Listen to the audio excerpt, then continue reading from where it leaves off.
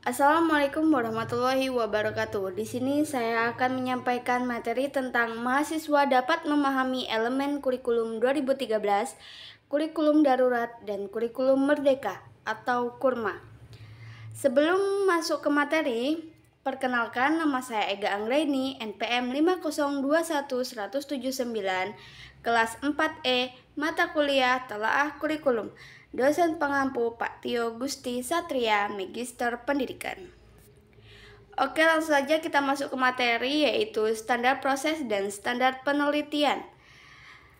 Materi yang pertama yaitu A. Standar proses. Standar proses merupakan kriteria dari pelaksanaan pembelajaran pada satuan pendidikan dasar dan menengah untuk mencapai kompetensi lulusan.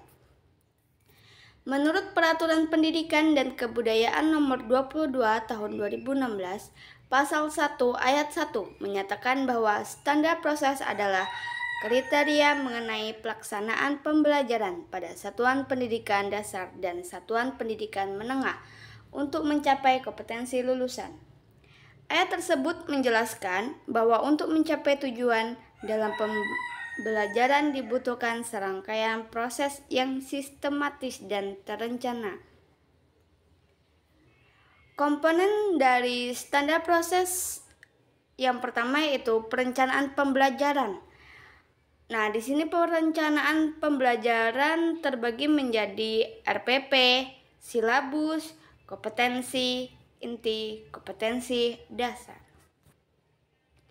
Yang kedua, proses pembelajaran, kegiatan pendahuluan, kegiatan inti, kegiatan penutup. Ketiga, penyampaian pembelajaran.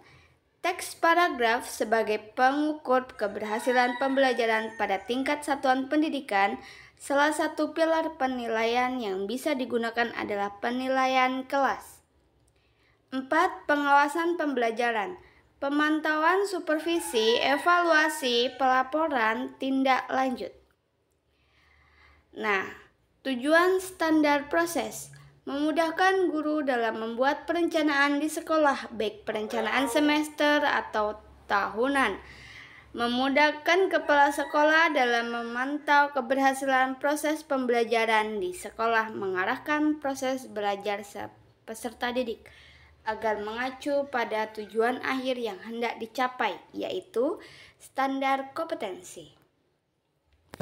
Nah, manfaat standar proses yaitu memberikan manfaat yang cukup signifikasi pada pembelajaran, yaitu pembelajaran yang dilakukan oleh guru selalu terarah, efektif, dan efisien, sehingga peserta didik bisa lebih mudah dalam mengimplementasikan ilmu yang didapatkan. Nah, yang kedua yaitu B. Standar penilaian. Penilaian pembelajaran adalah cara atau prosedur yang perlu ditempuh untuk mengukur dan menilai hasil pelajaran yang diberikan untuk siswa dalam jangka waktu tertentu.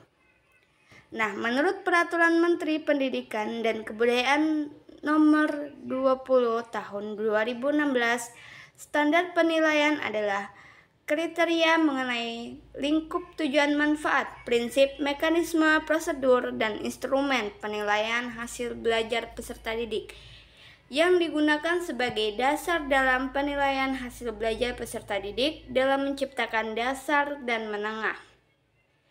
Artinya, standar pendidikan yang dilakukan Bapak atau Ibu harus berdasarkan Permendikbud tersebut. Tujuan standar penilaian ini adalah menciptakan proses penilaian yang mengarah pada tercapainya standar kompetensi lulusan, yaitu penelusuran, pencarian, pengecekan, penyimpulan.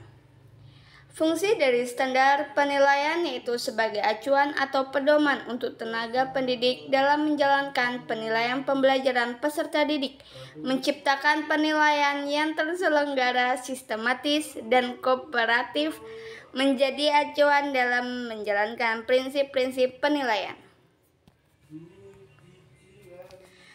Prinsip penilaian yang pertama objektif, kedua ekonomis, ketiga akuntabel, keempat terpadu, kelima transparan, dan keenam edukatif.